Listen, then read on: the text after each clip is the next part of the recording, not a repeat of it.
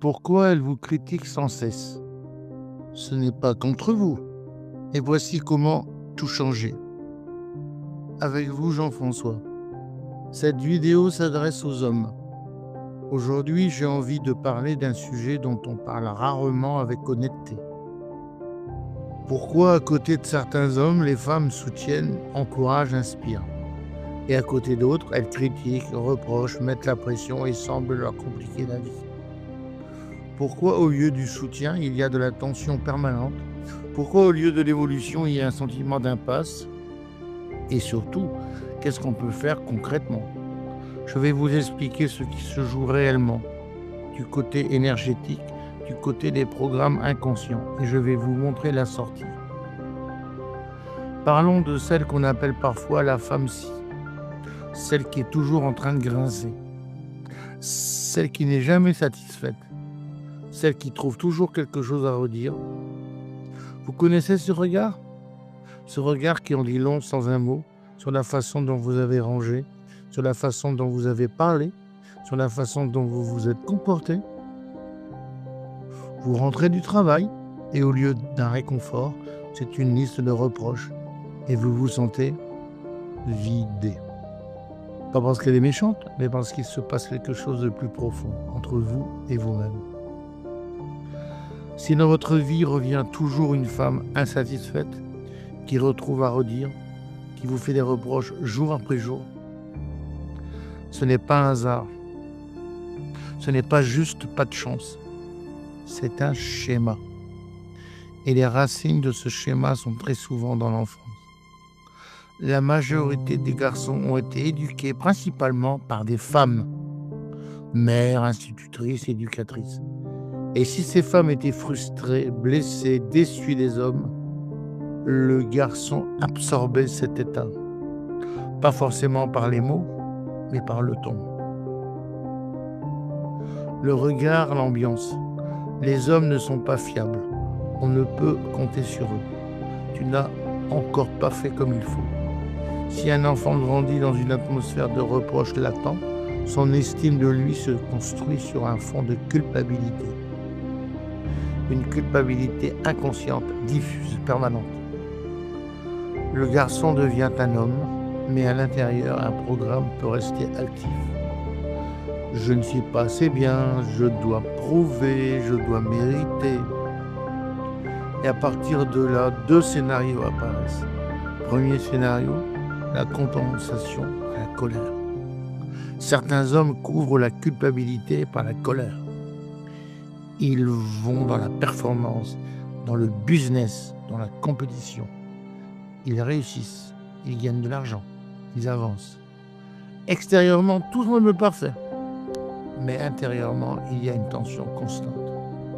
Et si la culpabilité n'a jamais été réellement traversée, si la blessure d'enfance n'a pas été reconnue, alors une femme apparaîtra pour appuyer exactement là-dessus. Elle va provoquer, critiquer, mettre la pression. Pas parce qu'elle est mauvaise, mais parce qu'il y a un bouton à l'intérieur. Un bouton qui dit « appuie ici, ça fera mal ». Et elle appuie, inconsciemment, pour vous aider à enfin libérer cette douleur. Deuxième scénario, rester dans la culpabilité. D'autres hommes ne compensent pas par la colère. Ils restent dans le sentiment de dette et d'obligation. Et ils attirent les femmes qui savent très bien jouer sur ces cordes. Comment tu as pu faire ça? Je comptais sur toi. Tu m'as déçu. Et l'homme se retrouve à nouveau dans la position du petit garçon face à une mère sévère. Il est adulte, mais émotionnellement, il est resté coincé dans la culpabilité, dans le devoir, dans l'obligation de plaire. L'homme a réussi, il gagne bien sa vie, il a un statut. Mais à l'intérieur, quelque chose n'est pas réglé. Et là encore apparaît la femme qui critique. Il se réfugie dans le travail. Il rentre tard. Il évite les échanges profonds. Il pense, si je gagne plus, si je réussis plus, elle arrêtera. Mais ça ne marche pas. Parce que le problème n'est pas elle. Le problème, c'est cette tension intérieure qui cherche une issue. Et tant qu'elle n'est pas résolue, elle trouvera toujours quelqu'un pour la refléter. La fuite dans le travail n'est pas une solution. C'est un pansement sur une blessure qui continue de s'infecter. C'est un point essentiel, il faut que ce soit clair. La femme n'est pas la cause. Elle est le déclencheur. Elle est le miroir. La cause est intérieure, dans les émotions non vécues, dans les larmes non versées, dans les peurs non traversées. On a appris aux garçons: ne pleure pas, n'aie pas peur, ne sois pas faible, ne montre pas ta sensibilité. Alors, au lieu de la peur, on exprime de la colère. Au lieu de la tristesse, on montre de l'agressivité. Au lieu de reconnaître la blessure, on cherche à prouver. Mais ces émotions ne disparaissent pas. Elles ne s'évaporent pas. Elles se figent. Elles s'enterrent vivantes dans le corps. Et ce qui est figé finit toujours par demander à être libéré, d'une manière ou d'une autre, par la maladie, par les conflits, par les pertes, par les relations qui font mal. Et là où ça devient vraiment intéressant, c'est quand on regarde où tout cela se stocke. Pas dans la tête, pas dans les souvenirs abstraits, dans le corps. La prochaine fois que vous sentez cette tension monter face à une critique, posez-vous une question simple. Qu'est-ce qui se passe dans mon corps à ce moment-là? Est-ce que c'est la mâchoire qui se serre? Est-ce que c'est la nuque qui devient dure? Est-ce que ce sont les épaules qui remontent dans les oreilles? Est-ce que c'est la poitrine qui se bloque, qui devient lourde? Est-ce que c'est le ventre qui se noue? Est-ce que c'est le bas du dos qui crispe? Est-ce que ce sont les jambes qui deviennent rigides? Ce n'est pas seulement de la fatigue, ce n'est pas seulement du stress passager. Ce sont des émotions non traversées. La rancœur, la peur, la culpabilité, la colère rentrée, le ressentiment, la tristesse oubliée, la honte. Quand une émotion est vécue pleinement, elle devient une expérience. Elle passe. Elle libère. Elle fait grandir. Quand elle est réprimée, elle devient un blocage, un nœud, une tension chronique. Et ces blocages influencent tout. Le choix de la partenaire, la façon dont vous êtes perçu par les femmes, les décisions financières, la capacité à gagner plus, les relations professionnelles, la santé. Ce n'est pas la femme qui crée ça, c'est la vieille blessure en vous qui se réveille. Et elle se réveille pour une raison, pour être enfin vue, pour être enfin traversée. Un homme peut fonctionner longtemps grâce à la colère. Je vais prouver, je vais réussir, je vais leur montrer. Ça marche pendant un temps, parfois pendant des années. Mais si la blessure d'origine n'est pas résolue, elle cherchera une issue.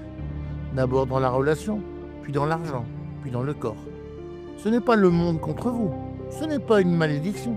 C'est votre psyché qui cherche à terminer ce qui n'a jamais été terminé. Les émotions réprimées sont comme une cocotte minute. Plus vous mettez de pression, plus l'explosion sera violente.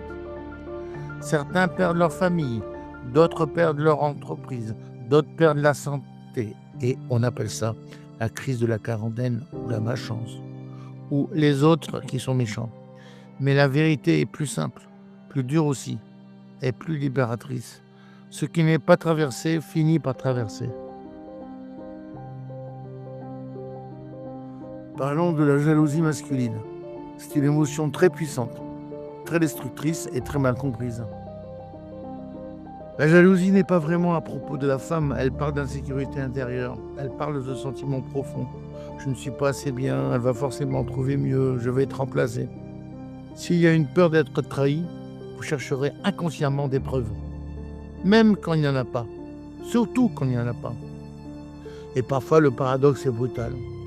Le comportement de contrôle et de méfiance finit par créer exactement ce que vous redoutez. Votre corps a besoin de libérer cette peur. Alors inconsciemment, vous créez les conditions pour que ça se réalise. Vous devenez méfiant, vous devenez contrôlant, vous devenez lourd à vivre. Et la femme, même la plus fidèle, commence à s'éloigner. Pour pouvoir enfin dire « je le savais ».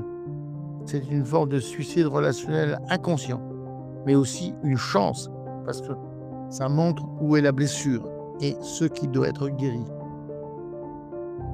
Si vous voulez une autre femme dans votre vie, il faut changer d'état intérieur. Pas chercher la parfaite, pas remplacer l'une par une autre, pas croire que le problème vient des femmes. Changez votre vibration.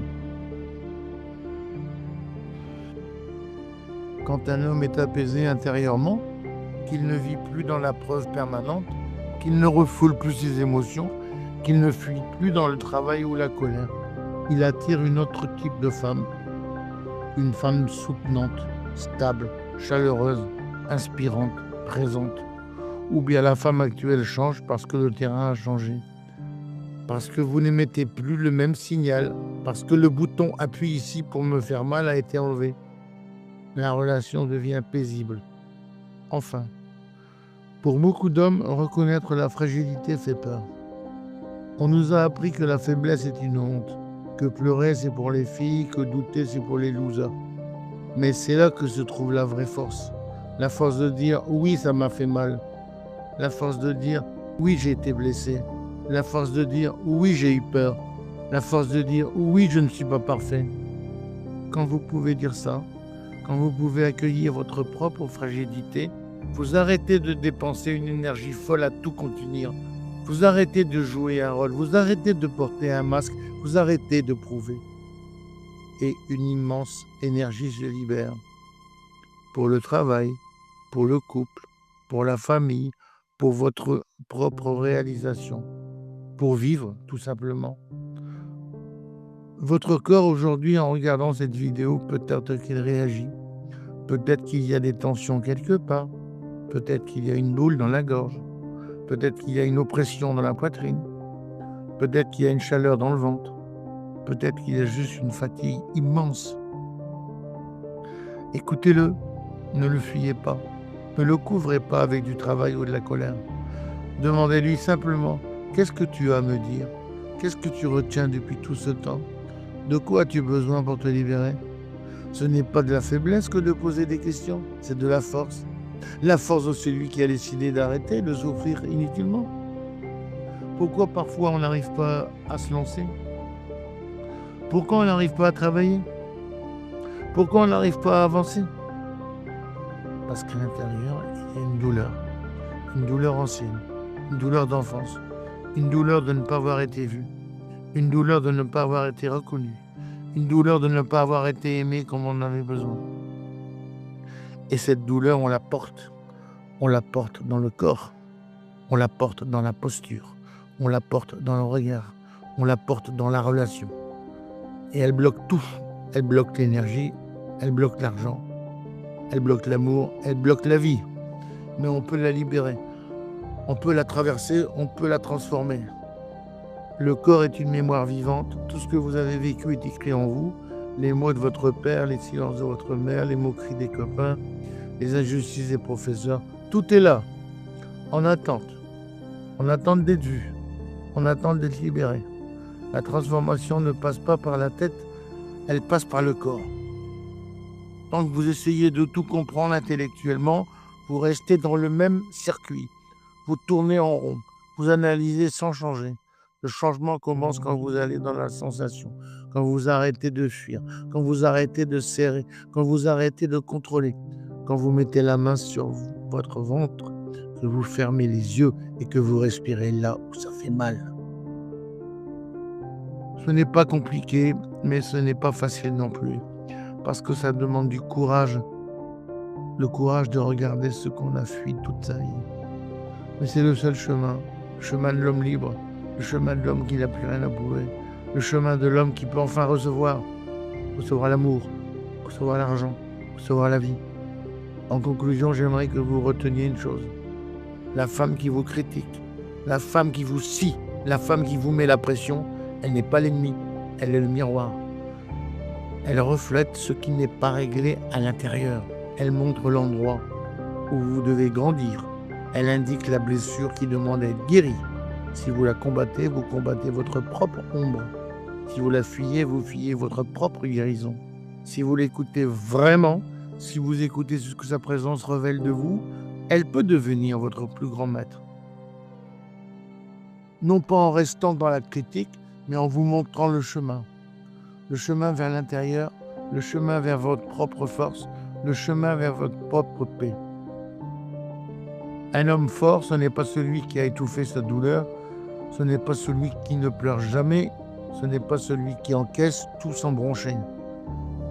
Un homme fort, c'est celui qui a traversé sa douleur, c'est celui qui a regardé ses peurs en face, c'est celui qui a pleuré ses larmes retenues, c'est celui qui a libéré sa colère sans détruire, c'est celui qui a transformé sa culpabilité en responsabilité, c'est celui qui a fait de ses blessures force. Et cet homme-là, il attire une femme qui n'a pas besoin de le critiquer pour exister. Il attire une femme qui peut se reposer.